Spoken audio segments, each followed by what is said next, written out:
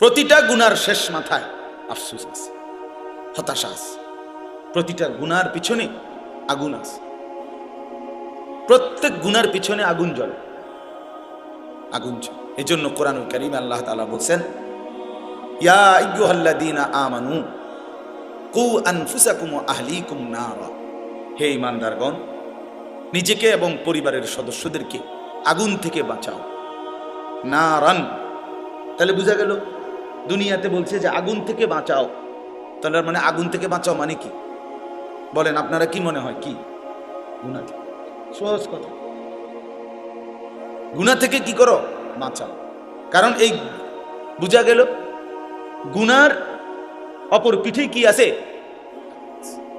এজন্য রাসূলুল্লাহ সাল্লাল্লাহু আলাইহি সাল্লাম বলছেন, ওয়া ইন্নাল ফুজুরা ইয়াহদি ইলান নার।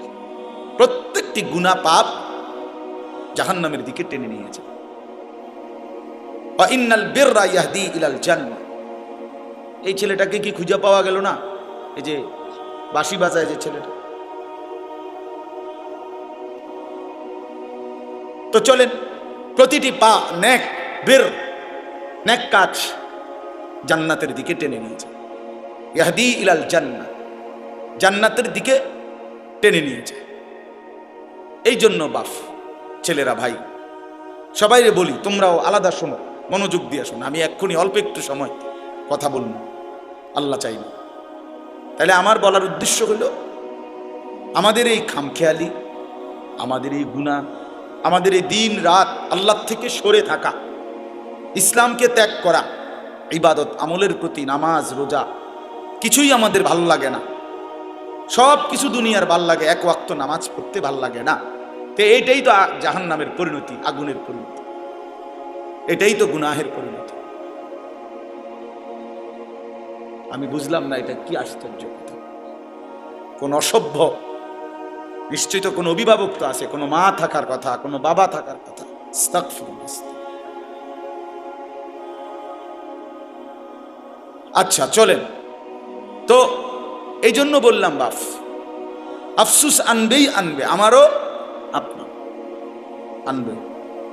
কোরআন শরীফে আছে, আরে হাদিসে আছে, আল্লাহ নবী সাল্লাল্লাহু আলাইহি ওয়াসাল্লাম বলছেন, আল্লাহর নেক বান্দারা যখন জান্নাতে যাবে, জান্নাতে কোনো দুঃখ নাই, আফসুস নাই, কোনো রকমের সামান্য কোনো বিরক্তি ক্লান্তি কিছু নেই। লা ইয়ামাসসুহুম ফিহা নাসাবুন ওয়া মা হুম মিনহা বিমুখরাজিন। আল্লাহ বলে জান্নাতি বান্দা কোনো ক্লান্তি স্পর্শ করবে না এবং জান্নাত থেকে তাকে কখনোই বের করা হবে না। তাহলে জান্নাতে কোনো আফসোস থাকবে না। কিন্তু এরপরেও নবীজি বলছেন সাল্লাল্লাহু আলাইহি ওয়াসাল্লাম যে জান্নাতি বান্দার একটা আফসোস থাকবে। জান্নাতে যাওয়ার পরেও জান্নাতি বান্দা একটি আফসোস করবে। কি সেই আফসোস? আফসোস করবে, হায় দুনিয়ায় যেই সময়গুলো আল্লাহর জিকির, আল্লাহর স্মরণ, আল্লাহর ইবাদতে কাটাই নাই, ওই সময়গুলোর জন্য আফসোস করবে। সেই সময়গুলো যদি আল্লাহর ইবাদতে কাটাইতাম, তাহলে আজকে আমার জান্নাত আরো উঁচা হতো, আরো উপরে উঠতে পারতাম। এই আফসোস, সময়ের অপচয়, এটার জন্য জান্নাতে গিয়েও কি হবে? হায়াতের অপচয়, জীবনের অপচয়। এটা সাংঘাতিক ব্যাপার। হাসরের ময়দানে বান্দার প্রতি আল্লাহর প্রথম প্রশ্ন, আন উমরিহি ফিমা আফনা। বান্দা বলো, আমার দেওয়া হায়াত কোথায় শেষ করেছ? এই প্রথম প্রশ্ন। দ্বিতীয় প্রশ্ন আবার বলো, ও আন শাবাবিহি ফিমা আবলাহু। আলাদাভাবে আবার বলো, শুধু যৌবন কালটা কোথায় খরচ করছ? একবার বলবে পুরা হায়াত, সেটা কোথায় শেষ করেছ। আবার বলবে যে পৃথকভাবে আবার বলো যে প্রাপ্তবয়স্ক বালেগ হওয়ার পর থেকে 40 বছর 45 বছর পর্যন্ত এই যে যৌবন কাল, এটা কোথায় ব্যয় করছে? তার মানে কিসের প্রশ্ন? হায়াত। এই সময় কোথায় শেষ করছিলা বান্দা? এটা বলো, এটা বলো। কোরআন শরীফে আছে, আল্লাহ তাআলা বলেন, সুম্মা লাতুসআলুন্না ইয়াওমাইদিন আনিন নাঈম। আল্লাহ তাআলা প্রত্যেককে আল্লাহর দেওয়া প্রতিটি নিয়ামত সম্পর্কে অবশ্যই অবশ্যই জিজ্ঞেস করবেন। জিজ্ঞেস করবেন, লাতুস আলুন্না, আরবি ভাষায় লামে তাকিদ বা নুনে তাকিদের সিগ, মানে অবশ্যই অবশ্যই জিজ্ঞেস করবে। ফাওয়ারাব্বিকা লানাসআলান্নাহুম আজমাইন, আল্লাহ বলেন কসম বান্দা, আমি আমার কসম করছি, আল্লাহ নিজের কসম করে বলছে, আল্লাহ বলেন আমি আমার নিজের কসম করে বললাম তোমাদের সকলকেই আমি আল্লাহ জিজ্ঞেস করব। ফাওয়ারাব্বিকা লানাসআলান্নাহুম আজমাইন আম্মা কানু ইয়ামালুন, যা কিছু তুমি জীবনে করেছিলে আমি জিজ্ঞেস করব। ওয়াকিফুহুম ইন্নাহুম মাসউলুন, কোরআন শরীফে আছে আল্লাহ ফেরেশতাদেরকে হাসরের ময়দানে বলবে, আমার প্রতিটি বান্দাকে দাঁড় করাও, এখন তাদেরকে একজন একজন করে জিজ্ঞেস করা হবে। প্রিয় বন্ধু আমার, এটা মনে রাখার বিষয়, আমাকেও আপনাকেও জিজ্ঞেস করা হবে। হায়াতের এই সময়গুলো, রাত দিন, এই ঘন্টা, এই মিনিট, এই সেকেন্ড, এই বন্ধুদের আড্ডা, মদের আড্ডা, জুয়ার আড্ডা, মোবাইলের আড্ডা, নারীর আড্ডা, অশ্লীলতা, বেহায়াপনা, অসভ্যতা, নোংরামি, নাচ গান, গল্প গুজব, গান বাদ্য, এই মিনিট, এই সেকেন্ড, এই সময় আল্লাহর কাছে জবাব দিতে হবে, জবাব দিতে হবে। হাসতে হাসতে ছেলেরা নামাজ পড়ে না, শুধু শুধু কোনো কারণে, শরীর স্বাস্থ্য, চোখ নাক কান হাত পাও হাঁটু কোমর কনুই, আপনার কোনো অসুবিধা নেই। গতকাল শুক্রবার ছিল না, গতকালকে আগের দিন রাত্রে থেকে আমার এই হাড্ডিটা এখানের, শুধু এই হাড্ডিটার মধ্যে কি ঘুম থেকে ওঠার কারণে নাকি কেউ বলতেছে ঠান্ডার কারণে অথবা বাত ব্যথার, মানে এতটা প্রচণ্ড ব্যথা করে যে সকালবেলা আমি শুক্রবার আমার জুমার নামাজের মসজিদ ঢাকায়, সকালবেলা তো আমি ঘুমাই, আমি মসজিদে গিয়ে পৌঁছছি 4:30 বাজে রাতের, তার 5:40 ফজরের জামাত, ফজরের নামাজ পড়ে আমি শুইছি, কিন্তু এটার ব্যথায় মানে আমি 11টা পর্যন্ত এই কাতরাইছি, ঘুমাইতে আসছি, মানে এতটা প্রচন্ড, মানে নড়লেই ব্যথা, মনে জন্য ছিঁড়া যাইতেছে ব্যথায়, এমন অবস্থা। তো কিছুই না, শুধু এই হাড্ডিটার একটু ব্যথা করে, এতটুকু, আর কিচ্ছু। কিন্তু আমার 5 ঘন্টার ঘুম কোরবান হয়ে গেছে, আর কোনোভাবেই ঘুমাইতে পারিনি, এতটা অস্থিরতা। এখন আমার সাথী দুজন ঘুমাইছে, কিন্তু আমি ঘুমাইতে পারি, এই শুধু এই পাশ ছটফট ছটফট করছে।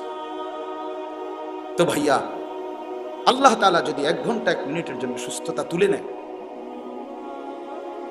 আরাম সরায় নেয়, আল্লাহর কসম পৃথিবীর কোনো নারী ছবি, তোমার মোবাইল আর তোমার বন্ধু কোনো কিছুই তোমার সুখ আনতে পারবে না। এই আমার এই কথাটা দোস্ত বুঝতে শিখো, বুঝতে শিখো। প্রতি ঘন্টা প্রতি মিনিট আল্লাহ তাআলা আমাদেরকে সুস্থ রাখতেছে। হাদিসের মধ্যে আছে আল্লাহ তাআলা জিজ্ঞেস করবে 2টা জিনিস, আল্লাহ প্রথমেই বান্দাকে বলবে হাসরের ময়দানে, বান্দা বলো তো, আলাম নুসিহ জিসমাকা, আমি কি তোমার শরীরটা সুস্থ রাখি নাই এতদিন? জ্বর হইছে কয়দিন বলো, সুস্থ ছিল কয়দিন? মাথা ব্যথা হইছে কয়বার, স্বাভাবিক ছিল কয়বার? পেট ব্যথা হইছে কয়বার, পেট স্বাভাবিক ছিল? আমার এই হাড্ডিতে হয়তো আজকে 30 বছরে একবার ব্যথা করছে, আর তো কোনোদিন ব্যথা করে নাই, ঠিক না? হয়তো 20 বছর পরে আজ একটু ব্যথা হয়েছে একদিন।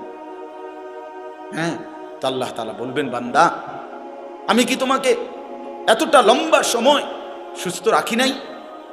তো তার বিনিময়ে আমার সেজদাটা কেন দিতে পারলাম না? কেন পারলা না বাবা? ছেলেরা বলো ভাই, যে বন্ধুর সাথে তুমি 6টা ঘন্টা কাটাইলা, ও তোমারে কি কি দিছে এই পর্যন্ত? কি দিল? কি দিল? মোবাইল কি দিল তোমাদেরকে? নারীর ছবি দিয়ে অর্জন কি হলো বাপ? দেখছো তো, ঠিক আছে, এই পর্যন্ত 10,000 নারী দেখছো, তো কি উপভোগ করতে পারছো কয়জন? কি বুঝলা, কি পাইলা? নারীর ওই ছবি থেকে অর্জনটা কি সেটা বলো ভাইয়া। উলঙ্গ দৃশ্য থেকে তোমার অর্জন কি, তোমার বেনিফিটটা কি সেটা বলো। এই অসভ্যতা, এই নোংরামি, এই জন্তু জানোয়ারের স্বভাব দিয়ে অর্জনটা কি? অর্জনটা কি? যে নামাজ পড়ে না, যে সেজদা দেয় না, আমি প্রত্যেক দিন বলি সে মানুষের বাচ্চা না, মুসলমানের বাচ্চা তো দূরে থাক, আরে নাফরমান তুই মানুষের বাচ্চা না। বেনামাজি কোনো মানুষের বাচ্চা না, বেনামাজি জানোয়ার, বেনামাজি 100 জানোয়ার, বেনামাজি চতুষ্পদ জন্তু, বেনামাজি হাইওয়ান। যার কপালে সেজদা না এটা জানোয়ার, এটা মানুষের বাচ্চা। মানুষের বাচ্চা তো তাকে বলে যার আল্লাহ তাআলা কোমর হাঁটু কনুই বানাইছেনি ইবাদতের জন্য। বুঝেন নাই?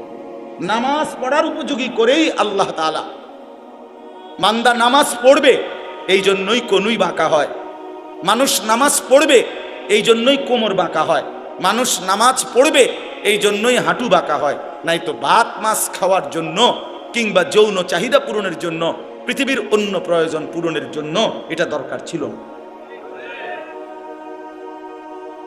কারণ অসংখ্য জন্তু জানোয়ার এক অবস্থায় থাইকাই, গরু কখনো সোজা হয় না, ছাগল কখনো সোজা হয় না, কুত্তা কোনোদিন সোজা হয় না, কিন্তু সে তার দুনিয়াবি সমস্ত চাহিদা, খাদ্য পানীয় পেশাব পায়খানা ঘুম যৌন চাহিদা সব পূরণ করে না।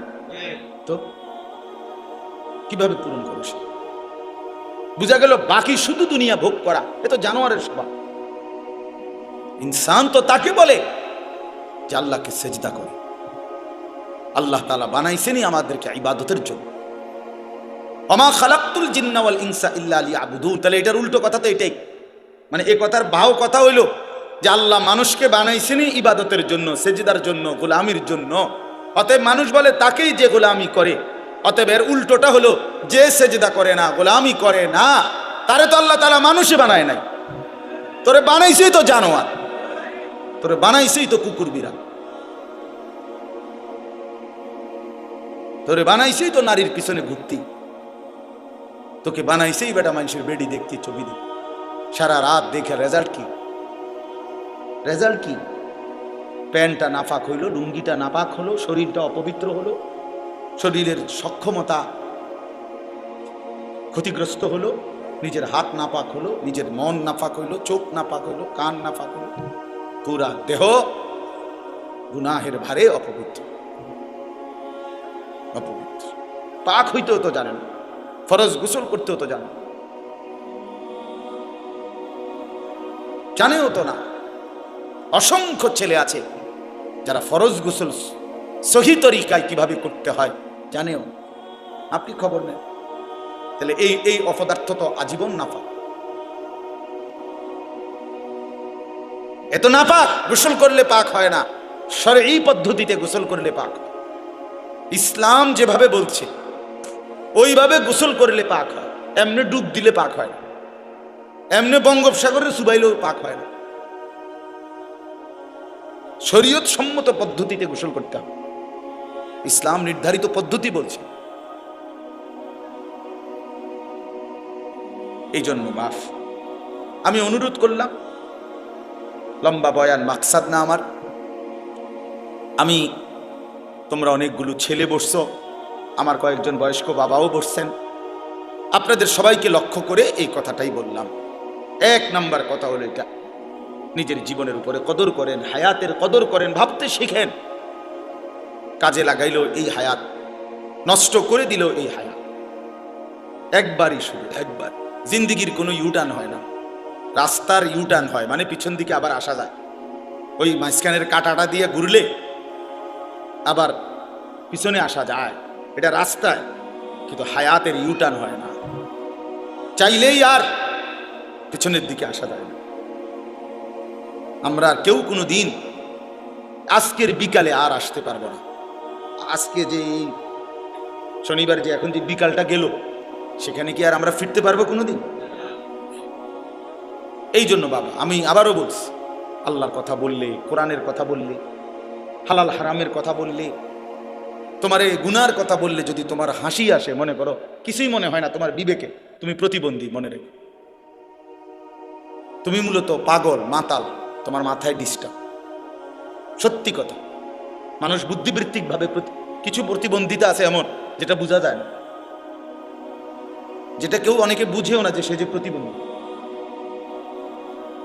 সব প্রতিবন্ধী একরকম না। বুদ্ধি প্রতিবন্ধী আর শ্রবণ প্রতিবন্ধী এক কথা না। কথার কথা, একজনে কানে শোনে না, সে একটা প্রতিবন্ধী। আরেকজন হলো সে একজন আকলে তেমন কিছু ধরে না, স্বাভাবিক সব চলতেছে, তো এইটা একরকম না। আল্লাহ তাআলা কোরআনুল কারীম এই জন্য বলছেন পাপী নাফরমানদের ব্যাপারে, প্রত্যেক নাফরমান পাপীর ব্যাপারে কোরআন শরীফে বহু আয়াত আছে। আল্লাহ তাআলা একটা কথা ঘুরে ঘুরে বলছে, ওয়া আকসারুহুম লা ইয়াকিলুন, ওয়া আকসারুহুম লা ইয়াকিলুন, ওয়া আকসারুহুম লা ইয়াফকাহুন, ওয়া আকসারুহুম লা ইয়ালামুন। আল্লাহ বলছে নাফরমান অধিকাংশই তারা কিছুই বোঝে না, কিছুই জানে না, কিছুই তাদের আকলে ধরে না। তো কোরআন শরীফের শব্দ লা ইয়াকিলুন, আকল নাই, আকলে ধরে না। লা ইয়াফকাহুন, কিছুই বোঝে না। লা ইয়ালামুন, কিছুই জানে না, কিছুই জানে না। গুনাহ মানুষকে নিস্তব্ধ করে দেয়, গুনাহ মানুষকে অপদার্থ বানিয়ে দেয়, গুনাহ মানুষকে প্রতিবন্ধী বানিয়ে দেয়। একটা পর্যায়ে নাফরমান বেঈমান আল্লাহ তাআলা কোরআনে বলছে আল্লাহর অবাধ্যতা, কুফর, শিরিক, গুনাহ একদিন মানুষটাকে কেমন বানায় যে এমন হয়ে যায় যে তার দিল থাকে কিছুই বোঝে না, কান থাকে কিছুই শুনে না, চোখ থাকে কিছুই দেখে না।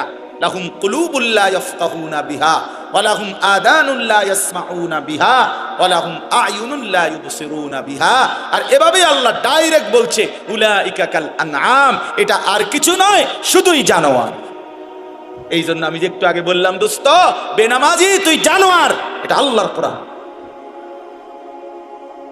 বেহায়া তুই জানোয়ার, মূলত চরিত্রহীন সন্তান, চরিত্রহীন নারী, বেপর্দা নারী, বেহায়া নারী, নিজের রূপ আর যৌবন বিক্রি করে রাস্তায় মানুষের সামনে সামনে ফেরি করে, ওই মূলত জানোয়ার ছাড়া আর কিচ্ছু না, হাইওয়ান, মূলত হাইওয়ান। প্রত্যেক পাপীর মধ্যে আকল নাই। গুনাহ মানুষকে মূর্খ বানিয়ে দেয়, আকল শেষ করে দেয়। এজন্য প্রত্যেক পাপী জাহেল, কোরআন শরীফে আছে।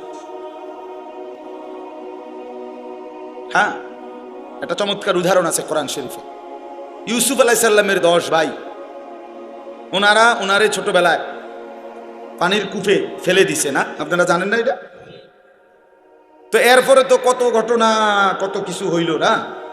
ইউসুফ আলাইহিস সালামকে আল্লাহ উঠাইলেন, উনি মিশরে গেলেন, জুলাইখার বাড়িতে ছিলেন, জুলাইখা অবৈধ প্রস্তাব দিছেন, উনি ওনার শতভাগ চরিত্র হেফাজত করছেন। একটা পর্যায়ে জেলখানায় গেছেন, জেলখানার থেকে বের হইছেন, বের হওয়ার পরে মিশরের অর্থমন্ত্রী হইছেন। এরপরে মিশরে এবং আশেপাশে চতুর্দিকে দুর্ভিক্ষ লাগছে। দুর্ভিক্ষ লাগার পরে উনি বিনা অল্প মূল্যে খাদ্য বিক্রি করতেন ইউসুফ আলাইহিস সালাম মিশরের অর্থ মন্ত্রণালয় থেকে। তো ওই দীর্ঘদিন 40 বছর পরে, বরাবর 40 বছর পরে ওই 10 ভাই এই অভাবে পইরা মিশরে আসছে খাদ্য কিনতে অর্থমন্ত্রীর কাছে।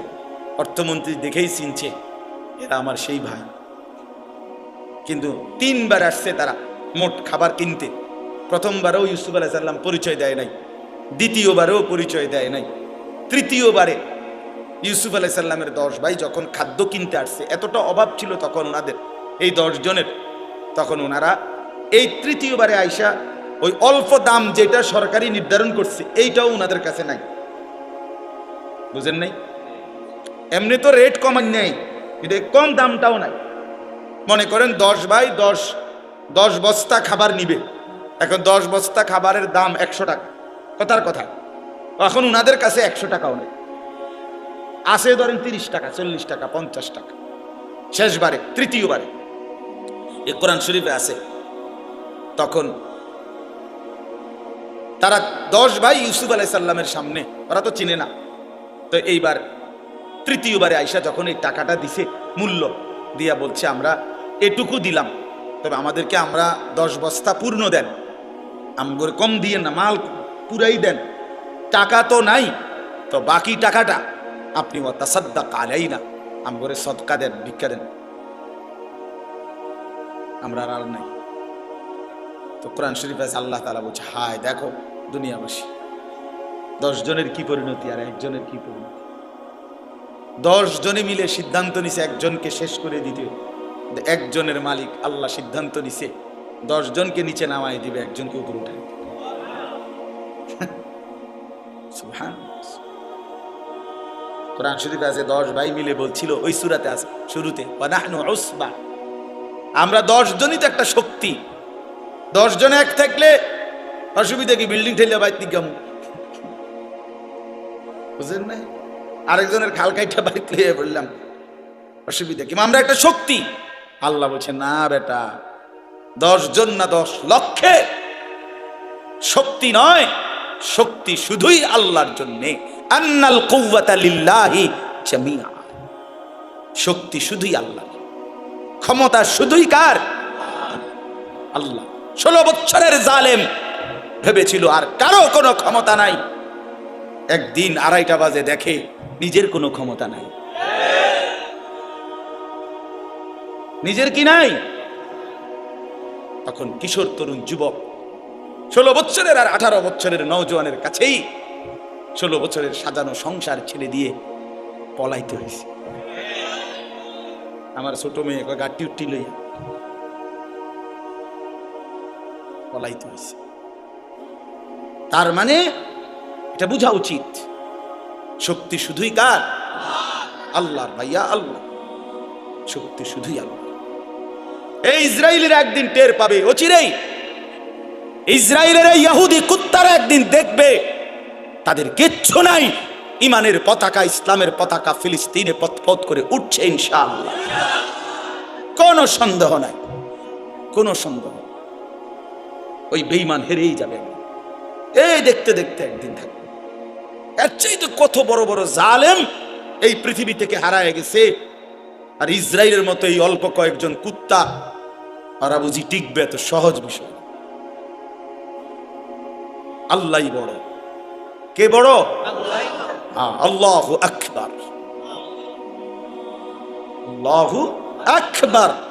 আল্লাহই বড়, আল্লাহই বড়। ওয়ালা যিকরুল্লাহি আকবার। আল্লাহ বলেন আল্লাহর স্মরণ এটাই বড়। আল্লাহই বড়, আল্লাহই বড়, আল্লাহই বড়। ছেলেরা নষ্ট হইও না, মুসলমানের বাচ্চা, তোমাদেরকে বলি, এই অল্প সময়ের মধ্যে দেখবা হক আর বাতিলের যুদ্ধ দেখবা, ইসলাম আর কুফরের যুদ্ধ দেখবা, ইমানদার আর বেঈমানের লড়াই দেখবা। তখন দেখবা মনে পড়বে, যদি এখন থেকে নামাজি না হও, চরিত্রবান না হও, আমি বললাম হকের পক্ষে, ইমানের পক্ষে থাকতে পারতা না। বেঈমান তোমাদেরকে কাপুরুষের কাতারে পাঠাই দিবে, বুজদিলের কাতারে পাঠাই দিবে, পারতা না। সারা পৃথিবী ব্যাপী ইমান আর কুফরের যুদ্ধই হবে শেষ পর্যন্ত। আগামীর যুদ্ধ মুসলমান আর বেঈমানের যুদ্ধ, এবং সেটা বিশ্বব্যাপী। আগামীর যুদ্ধ মাহাদি আর দাজ্জালের যুদ্ধ। সেটা বাংলাদেশ না, সেটা পৃথিবী। মাহাদিও সারা পৃথিবীর, দাজ্জালও সারা পৃথিবীর। বুঝেন নাই হিসাবটা? সারা বিশ্বব্যাপী। তো এই জন্য ইউসুফ আলাইহিস সালাম তখন ভাইদের এই অসহায় করুণ অবস্থা দেখে তখন তিনি এই আজকে আর মনটারে মানাইতে পারছে না যে হায় আমার ভাইরা, আজ তোমরা কত ছোট হয়ে গেল, আজকে ভিক্ষা চাইতেছ, সাদকা দেন। তখন তিনি বললেন হাল আলিমতুম মা ফাআলতুম বিইউসুফা ওয়া আখিহি ইদ আনতুম জাহিলুন। এই কথা এটা বলতে ইউসুফ আলাইহিস সালাম তখন বললেন, তোমাদের কি মনে পড়ে তোমাদের যে একটা ভাই ছিল ইউসুফ, এবং তার সাথে আরো এক ভাই বিনিয়ামিন, এই 2 ভাইয়ের সাথে ইজ আনতুম জাহিলুন, যখন তোমরা জাহেল ছিলে, মূর্খ ছিলে, কি করেছিলে? মনে পড়ে তোমাদের? এইখানে আছে মূলত তো তারা পাপ করছে। তারা কি করছে? ভাইকে কি করছে? কূপে ফেলে দিছে। কিন্তু আল্লাহ তাআলা ইউসুফ আলাইহিস সালামের ভাষাটা কি ব্যবহার করছে? যে যখন তোমরা মূর্খ ছিলে। এই আয়াতের তাফসীরে স্পষ্ট আছে। এজন্য তাফসীর ইবনে কাসিরে আমি নিজে পড়ছি, কুল্লু মান আসাল্লাহা ফাহুয়া জাহিল। যে আল্লাহর নাফরমানি করে সে মূলত মূর্খ। এই কারণে অজ্ঞতা, এটা তার মূর্খতা, মূর্খতা। এই জন্যই এই কথাটা বলতেছিলাম, প্রতিটা পাপী বেওকুফ। প্রত্যেকটা নাফরমান হারামখোর, সুদখোর, ঘুষখোর, জিনাখোর, ব্যভিচারী, বেপর্দা নারী, মদখোর, নেশাখোর, গাঞ্জাখোর, এগুলো সব মূর্খ, জাহেল, জাহেল। তো ইউসুফ, আচ্ছা তো ওই কথাটা শেষ করি। ইউসুফ আলাইহিস সালাম যখন এটা ছেলেদের ভাইদেরকে বললেন, মনে পড়ে যখন তোমরা মূর্খ ছিলে, তো তোমাদের ওই দুই ভাইয়ের সাথে তোমরা কি আচরণ করছিলা? কোরআন শরীফে আছে 10 ভাই একসাথে লাভ দিছে, লাভ দিয়া তাকাইয়েই ওনার দিকে ক্বালু আইন্নাকা লাআনতা ইউসুফ, আরে আরে আরে তাহলে তুমি কি সেই ভাই ইউসুফ নাকি? এরার কলজাত লাভ দিছে যে এই বাঙ্গ ভাই, অথচ কোনো যুক্তি নাই। উনি ইউসুফ আলাইহিস সালাম হইব কেন?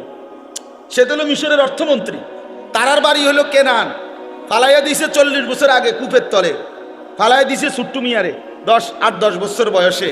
তো কিসের লগে কি মিলাইল? কোথায় বাড়ি? কেনান। হ্যাঁ, এখানে হইলো মিশর, আবার তারে ফালাই দিছে 10 বছর বয়সে, ইনার এখন বয়স হলো 40-45 বছর বয়স। তবুও তাদের দিল বলছে ক্বালু আইন্নাকা লাআনতা ইউসুফ, তাহলে কি তুমি আমাদের ভাই ইউসুফ? ক্বালা আনা ইউসুফ, এই যে কোরআন শরীফের আয়াত, ক্বালা আনা ইউসুফ ওয়া হাদা আখি। ইউসুফ আলাইহিস সালাম বললেন, হ্যাঁ ভাইয়া আমি ইউসুফ। আর দ্বিতীয়বারে আসছিলার চুরির একটা কৌশল করে আমি যে আমার একটা ভাইকে রেখে দিয়েছি তোমাদের, সেটাই ছিল আমার ভাই বিনিয়ামিন। এই যে আমার পাশে বসা, গত সফরে মনে আসেনি ভাই, তোমাদের থেকে আমি আমার একটা ভাই কৌশল করে রাইখে দিছিলাম। কাদ মান্নাল্লাহু আলাইনা।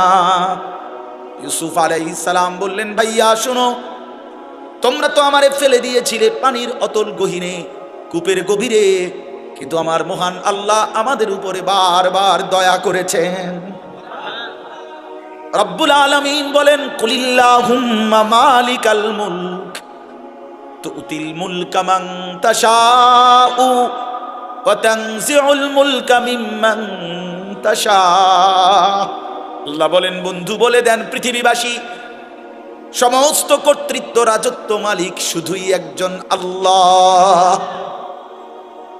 তিনি চাইলে বাদশার মসনদে বসাইতে পারেন, তিনি চাইলে বাদশার মসনদ থেকে বেইজ্জতির সাথে নামায় দিতে পারেন, পারেন কিনা? হ্যাঁ, আতুইজ্জু মান তাশাউ ওয়া তুদিল্লু মান তাশা।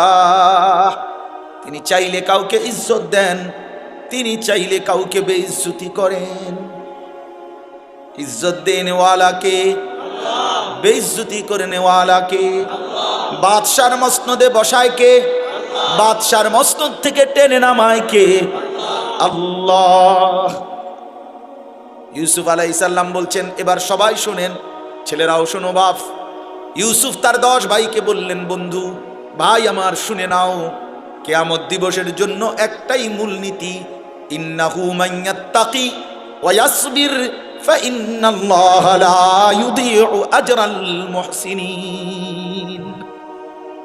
বললেন, ভাই শুনে নাও, নিশ্চয়ই যারা আল্লাহকে ভয় করে গুনাহ ছেড়ে দেয়, কি ছেড়ে দেয়, এবং যারা সর্বাবস্থায় আল্লাহর ফয়সালার উপরে সবর করে, ধৈর্য ধরে, এমন নেককার ব্যক্তির জীবনের একটা নিঃশ্বাসও আল্লাহ তাআলা বিফলে যেতে দেন না। তাকওয়া, গুনাহমুক্ত জীবন, গুনাহমুক্ত জীবন আর সবর। ইউসুফ আলাইহিস সালাম বলেন, ইন্নাহু মান ইয়াত্তাকি ওয়া ইয়াসবির, যে গুনাহ থেকে বিরত থাকে আর আল্লাহর ফয়সালার উপরে সবর করে, ধৈর্য ধরে, আল্লাহ তাআলা এমন নেককারের জীবনের একটি সেকেন্ড নষ্ট হতে দেয় না। আল্লাহ তখন তাকে গুনাহ থেকে বেঁচে থাকলে এবং আল্লাহর ফয়সালা, আমারে কখনো আল্লাহ খুব খাওয়াইছে, আলহামদুলিল্লাহ, এই বেলা খানা মিলে নাই, আলহামদুলিল্লাহ, আজকে কামাই হয়েছে 10,000, আলহামদুলিল্লাহ, আজকে কামাই হয় নাই 10 টাকাও, আলহামদুলিল্লাহ। হার হালাতে আল্লাহর উপরে সবর করে, ধৈর্য ধরে আর গুনাহ থেকে বিরত থাকে, আল্লাহ বলেন আমি তার কোনো কিছুই বিফলে দেই না। আমার এমন বান্দা, প্রিয় বান্দা, সে হাসলেও নেকি, কাঁদলেও নেকি, হাঁটলেও নেকি, বসলেও নেকি, উঠলেও নেকি, দাঁড়াইলেও নেকি, ঘুমাইলেও নেকি। ইন্নাল্লাহা লা ইউদিউ আজরাল মুহসিনিন ইন্না কাযালিকা নাজজিল মুহসিনিন। আল্লাহ তাআলা বলেন, নেককার বান্দাকে আমি এভাবেই জান্নাতের শ্রেষ্ঠতম বিনিময় দেব। আল্লাহ আমাদেরকে বুঝ দান করেন, বুঝ দান করেন। এটা কোনো আওয়াজ হইল যে আমিন কই টান মারুন, এটা কিতাব? আচ্ছা যাক, চলেন বাবা। তাইলে আমি ছেলেদেরকে বুঝাইতে চেষ্টা করলাম, বাবাদেরকে, পর্দার আড়ালের মাদেরকে। অর্থ হলো এই, গুনাহ থেকে মুক্ত এটাই জীবন, আল্লাহর নাফরমানি থেকে বেঁচে থাকা এটাই মানুষ, এটাই মূলত কি মানুষ, এটাই মানুষ, এটাই মানুষ। এজন্য যার জীবনে নামাজ নাই, যার জীবনে আল্লাহর হুকুমের পাবন্দি নাই, আল্লাহকে যার ভয় করে না, যে আল্লাহর কথা যার মনে পড়ে না, তো তার জিন্দেগির আর কোনো অর্থ থাকে না। আমি 3টা আয়াত পড়ছি সূরা মুলক, কোরআনুল কারীমের 29 নম্বর পারা, 67 নম্বর সূরা মুলকের। এবার এই 3টা আয়াতের তর্জমা শুনেন, তাইলে কথা শেষ। আল্লাহ তাআলা বলেন, ইন্নাল্লাযীনা ইয়াখশাউনা রাব্বাহুম বিল গায়ব, নিশ্চয়ই যারা আল্লাহকে ভয় করে, বিল গায়বে, না দেখে। কিভাবে ভয় করে? এখানে 2 অর্থ। এক, আল্লাহকে ভয় করে, আর আল্লাহর বলা অদৃশ্য যেই বিষয়গুলো সেগুলোকে ভয় করে। অর্থাৎ আল্লাহ তাআলা কোরআন এবং সুন্নায়, আল্লাহ এবং রাসূল কবরের কথা বলছে, হাসরের ময়দানের কথা বলছে, আমলনামা আমাদের হাতে দিবে এটা বলছে, মিজানের পাল্লায় ওজন হবে এটা বলছে, ফুলসিরাত পার হইতে হবে এটা বলছে, কবরে আযাব হয় এটা বলছে, জান্নাত দিবে অথবা জাহান্নাম দিবে এটা বলছে। এর কোনোটাই আমরা দেখি না, ঠিকই না বলেন? আমরা কবরের আযাব তাও দেখি নাই, আমরা হাসরের মাঠ তাও দেখি নাই, আমরা ফুলসিরাতও দেখি নাই, জান্নাত জাহান্নামও কি করি নাই। কিন্তু আল্লাহকে বিশ্বাস করি বলে, আল্লাহকে ভয় করি বলে এগুলোও মানি, এগুলোও আমরা কি করি, মানি, এগুলোও মানি। কবর জীবনের সমস্ত গুনাহ আমি আল্লাহ মাফ করে দেব।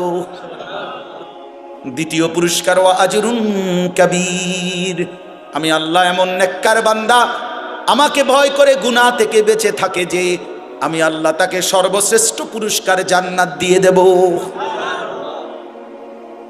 এটা আল্লাহ তাআলার কথা, আল্লাহ তাআলার ওয়াদা, এটা আল্লাহ তাআলার ওয়াদা। উইদ্দাত লিল মুত্তাকিন, আল্লাহ তাআলা বলেন জান্নাত বানানোই হয়েছে মুত্তাকিদের জন্য, আমাকে ভয় করে এমন বান্দাদের জন্য, এমন বান্দাদের জন্য। প্রিয় ভাই আমার, বন্ধু আমার, গুনাহমুক্ত জীবন গঠন করতেই হবে দোস্ত আমার, নাহলে কষ্ট পাইবা ভাইয়া, বাবা কষ্ট পাইবেন, মা বোনদেরকেও বলি কষ্ট পাবেন, আমিও কষ্ট পাবেন, আপনিও পাবেন। কবরের আযাব, হাসরের ময়দানে জাহান্নামের আযাব, হাসরের ময়দানের আযাব সে তো বহুত পরের কথা। রাসূলুল্লাহ সাল্লাল্লাহু আলাইহি সাল্লামের হাদিসের মধ্যে আছে, আল্লাহর নবী বলেন, মা রাআইতু মানজারান কাত্তু ইল্লা ওয়াল কবরু আফজাউ মিনহু। আল্লাহ রাসূল বলছে, উম্মত, কবরের চাইতে ভয়ানক আযাব, কবরের আযাবের চাইতে ভয়ানক কোন দৃশ্য আমি মুহাম্মদ জীবনে 2 চোখে আর কিছু দেখি না। মা রাআইতু মানজারান কাত্তু, এতটা ভয়ানক আযাব, এমন ভয়ঙ্কর দৃশ্য আমি রাসূল আর কিছুই দেখি নাই। আল্লাহ নবী সাল্লাল্লাহু আলাইহি সাল্লাম বলেন, কবরে নাফরমান যখন প্রশ্নের উত্তর দিতে পারবে না, তখন একজন ফেরেশতা এসে ইউদরাবু লাহু মিমিতরাকাতিম মিন হাদিদ, লোহার একটা গুর্জ, লোহার একটা হাতুড়ি দিয়া তারে এত জোরে একটা আঘাত করবে, দরবাতান বাইনা উযুনাইহি, 2 কান বরাবর মাঝখানে আঘাত করবে। আল্লাহ রাসূল বলেন, ফায়াসিহু সাইহাতান, নাফরমান এত জোরে একটা চিৎকার মারবে, ইয়াসমাউহা মান ইয়ালিহি ইল্লা সাকালাইন, মানুষ এবং জিন ব্যতীত আল্লাহর সমস্ত সৃষ্টি বেঈমানের চিৎকার শুনতে পাবে। প্রিয় বন্ধু, এ তো কবরের আযাব, সামনে তো আছেই, সামনে তো আছেই। আল্লাহ নবী সাল্লাল্লাহু আলাইহি সাল্লাম বলেন, নাফরমান যখন কবরে প্রশ্নের জবাব দিতে পারবে না, তখন কবর তাকে একটা চাপ দিবে, সংকীর্ণ হয়ে যাবে কবর। এই চাপ দিলে ডান পাশের মাটি বাম দিকে চলে আসবে, বাম দিকের মাটি ডান দিকে চলে আসবে। আল্লাহর কসম বন্ধু, আমি 1 মিনিট দেখাই। আল্লাহ রাসূল সাল্লাল্লাহু আলাইহি সাল্লাম বলছে, এতে করে তার ডান পাশের হাড্ডি পাঁজর ভাঙ্গা বাম পাশের পাঁজরের হাড্ডিতে ঢুকে যাবে, বাম পাশের গুলো ডান পাশে ঢুকে যাবে। কেমন? তো নবীজি উদাহরণ দিছে, হাত্তা তাখতালিফা আদলাউহু, এই যে আঙ্গুল, এই যে এটা যেরকম একটা আরেকটার মধ্যে এরকম ঢুকে গেছে, আল্লাহর কসম নবী বলছে হাড্ডি পাঁজরের এ পাশের গুলো এই পাশে এইভাবে ঢুকে যাবে। তামসা করো না, তামসা করো না। মানুষের বেডি সাউন আর মোবাইল আর একটা মোটরসাইকেল চালান আর চুলের এমনি একটু পরপর ফিরাউন, এটা ছাগলামি ছাড়া আর কিচ্ছু না। এটা কোনো জীবন না ভাইয়া। বাদ করে দুটি খাওয়ানোর হত্যা লাউন, এটা কোনো জীবন না। জীবন অনেক সুন্দর, হায়াত অনেক দামি, হায়াত অনেক দামি। হ্যাঁ, নিজের কল্যাণ, মানুষের কল্যাণ, নিজের আখেরাত, মানুষের দুনিয়া সুন্দর করা, এই সবটার মধ্যে অনেক তৃপ্তি আছে। গুনার মধ্যে তেমন কোনো তৃপ্তি না, অপরাধ বোধ কাজ করে। যে যত বড় গুনাই করুক তার ভিতরে কিছুটা হলেও লজ্জিত অনুভূতি থাকে, যে কেউ যদি জানে, কেউ যদি দেখে, কেউ যদি বোঝে, তাহলে তো গুনাহ মানুষকে স্বস্তি দেয় না। লোনা জলে তৃষ্ণা মেটে না। মানে যে পানি লবণাক্ত ওই প্রাণীতে কি হয় না, এই ঠিক বুজুর্গানে দিন বলে, লোনা জলে যেমন তৃষ্ণা মেটে না, গুনায় সেরকম তৃপ্তি আসে না। তুমি 1 কোটি নারীও দেখলে তোমার তৃপ্তি হবে না। একজন পবিত্র স্বামী স্ত্রী, তারা হালাল স্বামী স্ত্রী যে পরিমাণ তৃপ্ত হয়, তুমি পৃথিবীর সব নারী উলঙ্গ করে দেখলেও সেই তৃপ্তি হবে না। আমি বুঝার জন্য খোলামেলা বললাম। তুমি অপেক্ষা করো যুবক, তুমি অপেক্ষা করো, নষ্ট হইও না। এই পৃথিবীতে স্বামী স্ত্রী, নারী পুরুষের এই পবিত্র বন্ধন দিয়েই পৃথিবী এই পর্যন্ত আসছে আল্লাহর ইচ্ছা। স্বামী স্ত্রীর বন্ধনের মাধ্যমেই মানুষের এই ধারাবাহিকতা। তো কাজেই এমন একটা নারী, এমন একটা স্ত্রী হালাল অপেক্ষা করলে অচিরেই মিলে যাবে, আল্লাহর পক্ষ থেকেই মিলে যাবে। যাকে আল্লাহ পুরুষ বানিয়েছেন তার জন্য আল্লাহ তাআলা বৈধ স্ত্রীও সৃষ্টি করেছেন, এটা কোরআন শরীফে আল্লাহ বলছেন। কাজে এটার জন্য নিজেই এই অল্প বয়সে কুত্তার মতো হয়ে যাওয়া, শুয়োরের মতো হয়ে যাওয়া, জানোয়ারের মতো হয়ে যাওয়া, এটা সুস্থ স্বাভাবিক কাজ নয়। কেন তুমি কুত্তার মতো পাগল হয়ে গেলা? পৃথিবীর সব নারী দিয়া তুমি করবা কি? কি করবে? নর্তকী দিয়ে তুমি করবা কি? অশ্লীল নারী দিয়ে তুমি করবা কি? যার নিজের কোনো চরিত্র নাই, যে বেপর্দা বেহায়া, যেই গায়িকা, যেই নায়িকা, যেই নর্তকী, যেই বেশরম নারী, নিজের কোনো ইজ্জত নাই, যার কাছে নিজের কোনো পর্দা নাই, নিজের কদর নাই, সে তোমার সুখ দিবে কিভাবে? আল্লাহ আমাদেরকে বুঝার তৌফিক দান করুন। আল্লাহ তাআলা বলেন, ওয়া আসিররু কাওলাকুম আও জাহরু বিহি ইন্নাহু আলিমুম বিযাতিস সুদূর। আমাদেরকে সতর্ক করছে আল্লাহ, বলছে বান্দা, আমার থেকে বাঁচাবার জন্য, গুনাহকে আড়াল করবার জন্য তুমি যত কৌশলী অবলম্বন করো না কেন, আমি সব জানি। তুমি যদি জোরে কথা বলো, আমি এটা যেমন শুনতে পাই, একদম আস্তে বললে, ইয়ারফোন লাগাইয়া কইলেও আমি শুনি। ইন্নাহু আলিমুম বিযাতিস সুদূর, তোমার অন্তরের ভিতরে যেই জল্পনা কল্পনা আমি তাও জানি। তাহলে আমি আল্লাহর থেকে আড়াল করবা কেন? ওয়া আসিররু কাওলাকুম, তোমাদের কথাগুলো যদি আস্তেও হয়, আও জাহরু বিহি, তোমাদের কথাগুলো যদি উঁচু আওয়াজেও হয়, ইন্নাহু আলিমুন, নিশ্চয় আল্লাহই সব জানেন, বিযাতিস সুদূর, অন্তরের জল্পনা কল্পনা সহ। তাহলে আল্লাহর থেকে আড়াল করার সুযোগ কি? সর্বশেষ আল্লাহ বলেন, আলা ইয়ালামু মান খালাক ওয়া হুয়াল লতীফুল খাবীর। আল্লাহ তাআলা বলে, বান্দা আমার একটা যুক্তি শোনো তো। আল্লাহ একটা যুক্তি দিছে আমাদেরকে, আলা ইয়ালামু মান খালাক। আচ্ছা বলো তো বান্দা, যিনি সৃষ্টি করেছেন তিনি জানবে না কি বানাইছেন, কি করতেছে? মানে এটা যে কোম্পানি বানাইছে, এটা কোনান দিয়ে কথা কয়, কোনান দিয়ে আওয়াজ বাইর হয়, এটা কোম্পানি জানে না, জানে আলগা মানুষে। কথা বলেন না কেন? কোম্পানি বানানোওয়ালা কোম্পানি তো অধিক জানে এটার ব্যবহার বিধি। তো আল্লাহ তাআলা বলেন, আমি বানাইলাম, আমি জানতাম না, তুমি এটা কি কর, তুমি এটা ভাবলা কেমনে বেউকুফ? আলা ইয়ালামু মান খালাক, যিনি সৃষ্টি করলেন তিনি জানবেন না, তিনি বুঝবেন না, তিনি শুনবেন না? ওয়া হুয়াল লতীফুল খাবীর। অতএব শুনে নাও বান্দা, আল্লাহ তাআলা সূক্ষ্ম থেকে সূক্ষ্ম, বিন্দু থেকে বিন্দু বিষয়ও জানেন এবং পৃথিবীর সমস্ত সৃষ্টির ব্যাপারে একসাথে খবর রাখেন। রাখেন কিনা বলেন? আল্লাহ থেকে আড়াল করার কোনো সুযোগ, কোনো সিস্টেম নাই। যিনি বানাইছেন তিনিই জানেন, কি বানাইছেন, কি করছে সব জানেন। এজন্য আল্লাহ তাআলা বলেন, আলাম ইয়ালাম বিআন্নাল্লাহা ইয়ারা, বান্দা মনে রেখো আমি কিন্তু সারাক্ষণ তোমাকে দেখি। কতক্ষণ? রাত 2টা, দিনের 2টা আল্লাহর কাছে বরাবর, একাকী কিংবা প্রকাশ্য আল্লাহর কাছে বরাবর। 7 আসমানের উপরে 7 তবক জমিনের নিচে আল্লাহর কাছে বরাবর, বরাবর কিনা বলেন? এই জন্য যুবক ভাই বাবারা, পর্দার আড়ালের মা বোন, সবার কাছে অনুরোধ রইল, হায়াতের কদর করে গুনাহ ছেড়ে দেন, আল্লাহকে ভয় করেন, 5 ওয়াক্ত নামাজ পড়েন। ছেলেরা বাপ তোমাদেরকে বলি ভাইয়া, ফজরের নামাজ পড়ো, 5 ওয়াক্ত নামাজ পড়ো, চেহারাটা সুন্দর হবে, আখলাক সুন্দর হবে, মানুষের ভালোবাসা মিলবে। বন্ধু তুমি দেখো না, তোমরা যারা সারা দিন মোবাইল চালাও, নাচ গান দেখো, কোনো মানুষ তোমাদেরকে আদর করে ডাকে কিনা? কোনো মানুষ, এই সমাজের কোনো ভালো মানুষ, এই সমাজের কোনো নেককার মানুষ তোমারে কোনোদিন আদর করে মহব্বত করে ডাকে কিনা? তুমি খেয়াল করো। সবাই তোমারে, কেউ হয়তো মুখে হয়তো অনেকে বলতে পারে না, কিন্তু কলিজা দিয়া তোমারে সবাই ঘৃণাই করে, ঘৃণাই করে, দিল দিয়ে ঘৃণাই করে। এই জন্য পাপী কখনোই সম্মান পায় না, নাফরমান কখনোই ইজ্জত পায় না। আল্লাহ তাআলা আমাদের সবাইকে ঈমান আমলের দৌলত দান করেন, তাকওয়ার জীবন দান করেন, হালাল হারাম বেঁচে চলার তৌফিক দেন। আলহামদুলিল্লাহ। আল্লাহ পাক রব্বুল ইজ্জত জুল জালাল ওয়াল ইকরামের ফজল কারাম, রব্বুল আলামিনের অপরিসীম ইহসান, মেহেরবানি, দয়া, আল্লাহ তাআলা আমাদেরকে আজ 23 নভেম্বর 2024 রোজ শনিবার কুমিল্লা জেলা দাউদকান্দি উপজেলাধীন লিলেটগঞ্জ লক্ষ্মীপুর মার্কাজুল কোরআন মাদ্রাসার বার্ষিক ওয়াজ ও দোয়ার মাহফিলে আল্লাহ তাআলাই আমাদেরকে আসবার বসবার আল্লাহর জন্যই জমা হওয়ার তৌফিক দান করেছেন। এজন্য আমরা সকলেই বলি আলহামদুলিল্লাহ। একজন অভিভাবকের জিম্মাদারি সন্তান এবং বাচ্চার জীবন গঠনে তাদেরই আসলে দায়িত্ব।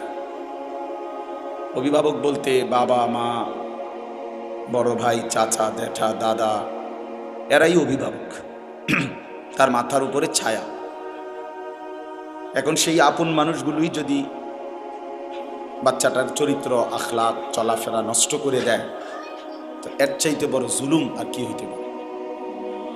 আপনজন যদি নিজের সন্তান, নিজের ভাই নষ্ট করে দেয়, তার চাইতে বড় অপরাধ আর কি বলে?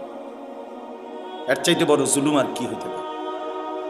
এতটা ছোট বাচ্চা, এই বাচ্চা, তার হাতে এই বড় মোবাইলটা তুলে দেওয়ার এতটুকু আকল, দিমাগ, এতটুকু বিবেক যদি না থাকে, তো আমাদের সমাজ টিকবে কিভাবে বলে? ছোট ছোট বাচ্চা যদি, সবাই যদি দিন রাত এই গুনার মধ্যেই লিপ্ত থাকে, তো আমাদের আগামী প্রজন্ম, আগামী জেনারেশন আলোকিত মানুষ হবে কিভাবে? চরিত্রবান হবে কিভাবে? 3 বছরের বাচ্চাও যদি মোবাইল ছাড়া না ঘুমায়, ভাত খাইতে না চায়, তা আমাদের ভবিষ্যৎ কি? আগামী সম্ভাবনাটা কি আমাদের বলে? এই জন্য আসলে এটা জুলুম। কমপক্ষে অপ্রাপ্ত বয়স্ক বাচ্চার হাতে যেই বাপ, ভাই, আত্মীয় স্বজন এই বড় মোবাইল তুলে দেয়, আপনি তার উপরে জুলুম করলেন, নিজে অনেক বড় ক্ষতি করলেন। রাসূলুল্লাহ সাল্লাল্লাহু আলাইহি ওয়াসাল্লাম বলছেন, কুল্লু মাউলুদিন ইউলাদু আলাল ফিতরা, প্রতিটি মানব সন্তান ইসলাম মানার, আল্লাহকে মানার পুরা যোগ্যতা নিয়ে এই পৃথিবীতে ভূমিষ্ঠ হয়। ফাআবাওয়াহু ইউহাব্বিদানিহি আও ইউনাসসিরানিহি আও ইউমাজ্জিসানিহি, অতঃপর মা বাবা, এখানে ব্যাখ্যার মধ্যে আছে অভিভাবক, মা বাবা সহ অভিভাবক ওই সন্তানটিকে, ওই মানব ভূমিষ্ঠ বাচ্চাটিকে ধীরে ধীরে ইহুদি বানিয়ে দেয়, অথবা খ্রিস্টান বানিয়ে দেয়, অথবা অগ্নি পূজক বানিয়ে দেয়। তাহলে অভিভাবক নষ্ট করে দেয়। আল্লাহ নবী সাল্লাল্লাহু আলাইহি সাল্লাম বলছেন, আর রাজুলু আলা দীন খলিলি, মানুষ যাকে সঙ্গী বানায় তার দ্বারা মানুষ প্রভাবিত হয়। যে যার সাথে উঠা বসা করে, চলাফেরা করে, কিছু সময়ের ব্যবধানে তার প্রভাব তার মধ্যে আসে। তো এই জন্য এটাই যদি আপন হয় মোবাইলটা, তো তার মধ্যে খামখেয়ালি, খাহেসাত, নফসের পূজা, মনের চাহিদার যথেচ্ছ অনুসরণ, এটাই তার মধ্যে আসবে। একটা পর্যায়ে বাচ্চা, এখনই সমস্ত ছেলে পেলে মা বাবা, পরিবার, ধর্ম, আখেরাত কিছুর সাথে কোনো বন্ধন নেই। অধিকাংশ সন্তানের জীবনটা শুধুই মোবাইল কেন্দ্রিক, বন্ধু বান্ধবদের আড্ডা আর এই মোবাইল দেখা, এই এক জীবনের উপরে 12, 14, 16, 18 ঘন্টা হায়াতের শেষ। তো এই ছেলেটা বুঝতেও চাচ্ছে না যে অধীর ভবিষ্যতে তার কি হবে। এই সময়গুলো, এই হায়াতের এই লম্বা টাইম আর তো ফিরবে না। কোনো ঘন্টা, কোনো মিনিট, কোনো সেকেন্ড পৃথিবীতে আর নতুন করে দ্বিতীয়বার আসে না। নতুনটা তো নতুন সময়, এইটা তো আর আসে না। মনে করেন 23শে নভেম্বর 2024, এটা আর কোনোদিন হবে না। আগামী বছর 23শে নভেম্বর হবে, তো সেটা তো 2025 সাল। শনিবার আর এই শনিবার আর হবে না, আগামী শনিবার আসবে, কিন্তু সেটা তো 23 তারিখ না, সেটা তো হবে 30 তারিখ। তাইলে প্রতি ঘন্টা, মিনিট, সেকেন্ড একবারই আসে।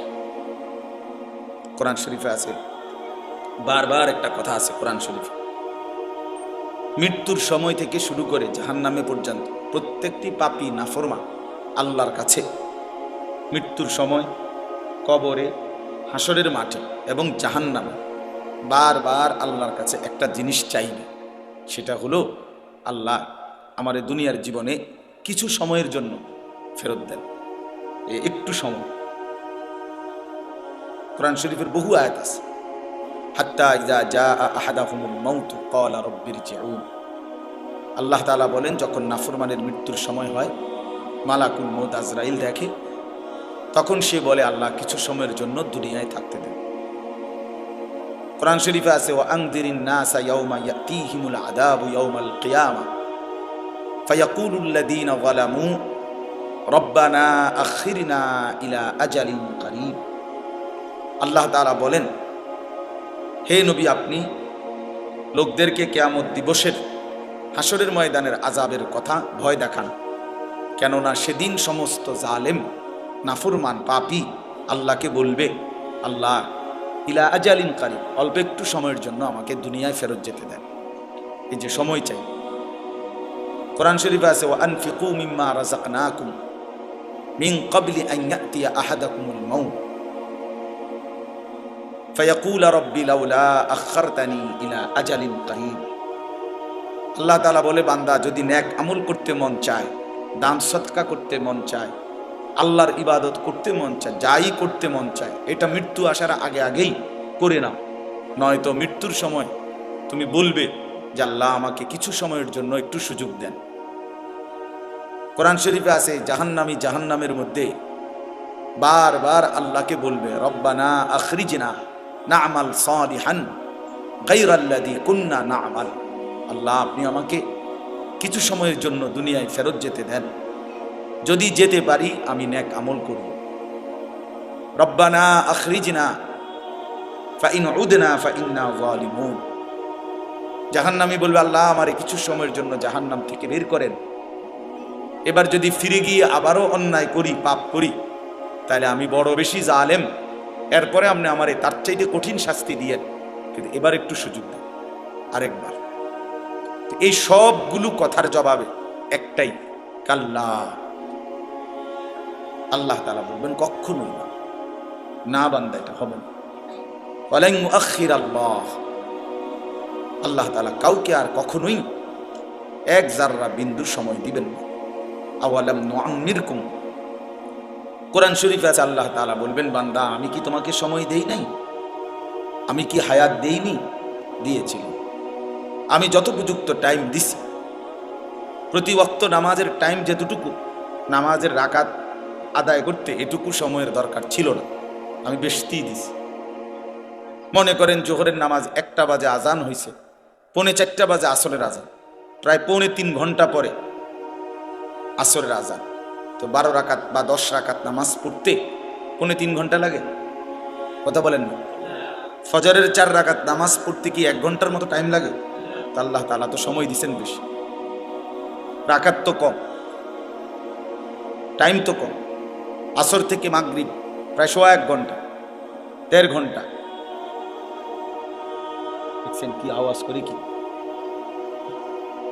তো এই টাইমটা 4 রাকাত আসরের নামাজ পড়তে কি এতটা টাইম দরকার ছিল? ছিল। এই জন্য বললাম আমার ভাই ছেলেরা, তোমরা যারা মোবাইল হাতে, এটা নামায় ফেলো, সবাই মোবাইল নামাইয়া এমনে শুনো, ভালো হবে, ভালো হবে। কোনো কিছু কাজ করে না আমাদের সন্তানদের মাথায়, বললে হাসে, প্রতিবন্ধীর মতো। মানসিক রুগী যারা, যাদের তারসিরা, এগুলা নিজে নিজে হাসে। এটা কিছুটা প্রতিবন্ধিতার লক্ষণ। আমাদের অধিকাংশ সন্তান এখন চিন্তাগতভাবে, বুদ্ধিগতভাবে প্রতিবন্ধী। কিছু বললে গুনাহ ছেড়ে দেওয়ার কথা, পাপের, যে এতটা মিথ্যা কথা বলো কেন, কোনো নামাজ পড়ো না কেন, তোমার সারাদিন আড্ডা দাও, হে হাসে। তাহলে বোঝা গেল আসলে তার ব্রেনে কোনো স্বাভাবিক কাজ করে। মানুষকে লজ্জা দিলে, মানুষকে কিছু বললে তার তো উচিত মাথা নোয়ায় ফেলা, বুঝতে শিখা।